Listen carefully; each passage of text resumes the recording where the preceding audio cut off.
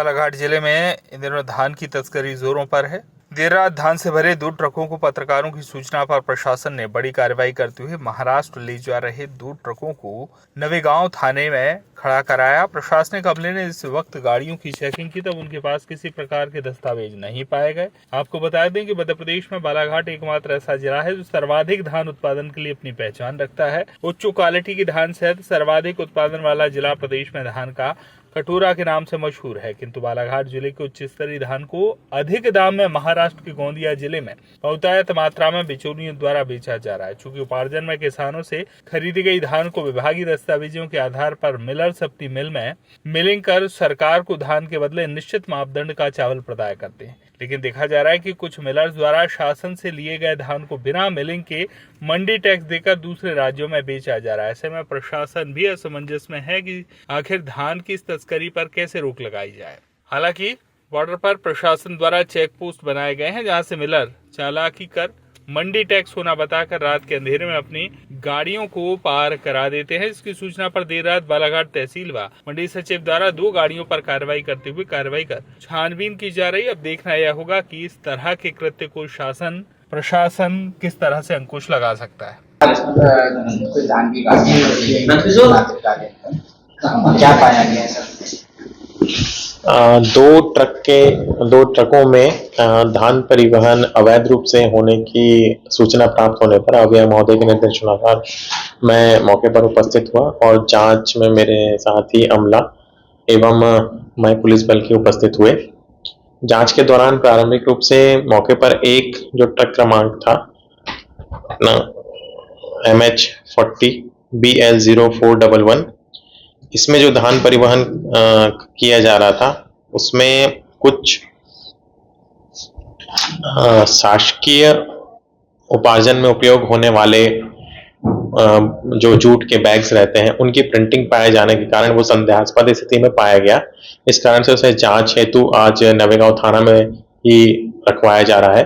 साथ ही जो दूसरा ट्रक क्रमांक था MH22 KN 1210, जिसमें धान के बोरे संपूर्ण रूप से प्लास्टिक बैग्स में थे, किंतु उनके पास मौके पर कोई अनुज्ञा पत्र उपलब्ध नहीं था। तत्कालिक रूप से अनुज्ञा पत्र काफी देर से करीब आधे घंटे पश्चात संबंधित द्वारा दिखाया गया, जिस पर मंडी के अधिकारियों द्वारा प्रकरण तैयार कर वैधानिक कार्रवाई उनके स्तर से पृथक से की जा रही है। कल इसमें संबंधित नान एवं फूड विभाग के अधिकारियों के साथ में जो ट्रक यहाँ थाने में रखा गया है उसकी विस्तृत जांच की जाएगी। तदुपरांत इसमें वैधानिक कार्रवाई की जाएगी। सर आपका परिचय? मैं भूपेंद्र अहिरवार, तहसीलदार बालाघाट।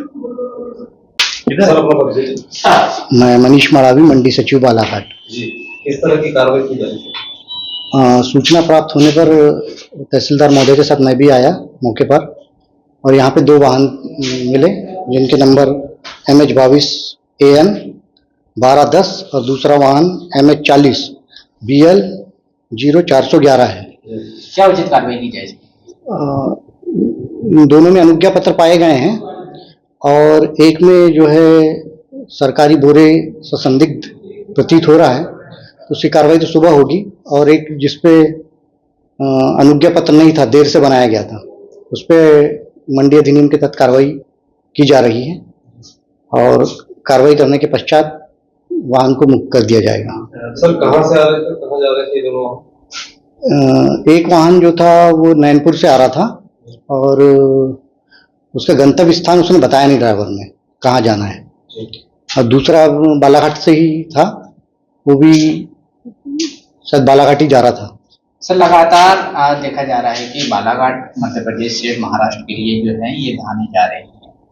क्या आपको लोगों पर जो जिस तरह की सूचना मिलती है, जो इस तरह की जो कार्रवाई की जाती है, क्या लगता है सर? कार्रवाई तो की जा रही है, जैसी सूचना मिलती है या नाके पे तैनात जो कर्मचारी है वो भी कार्रवाई करते हैं।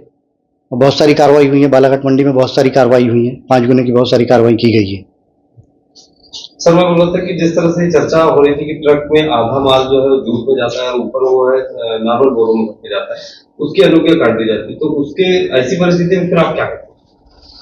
जूट के बोरे में जो जूट के बोरे जैसे होते हैं जी, और प्लास्टिक कट्टा जो होता है जी, तो प्लास्टिक कट्टा जो होता है वो व्यापारी का होता है और जूट का जो होता है वो सरकारी माल होता है। तो दोनों एक ही गाड़ी में जब जाता है तो फिर कैसे उसको वेरीफाई करते हैं कि इसमें दोनों एक ही गाड़ी में नहीं जा सकता ना, जाएगा तो वो एक ही माल जाएगा, दोनों एक साथ कैसे जाएंगे? लेकिन ऐसा देखा गया है कई बार।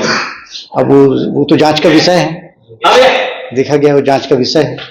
इस परिस्थिति में अगर गाड़ी मिलती है तो उस पर आप क्या कार्रवाई करते हैं? क्या उसको मंडी का 5 गुना टैक्स काट कर उसको छोड़ देते हैं या फिर उसको खाली करा कर, या किस तरह से, मतलब प्रक्रिया क्या है? उसकी प्रक्रिया ये है कि गवर्नमेंट का अगर है तो वो नान वाले साहब जो हैं नान देखता है, और जो मंडी की कार्रवाई वो मंडी हम लोग करते हैं। Bureau report, Balaghat.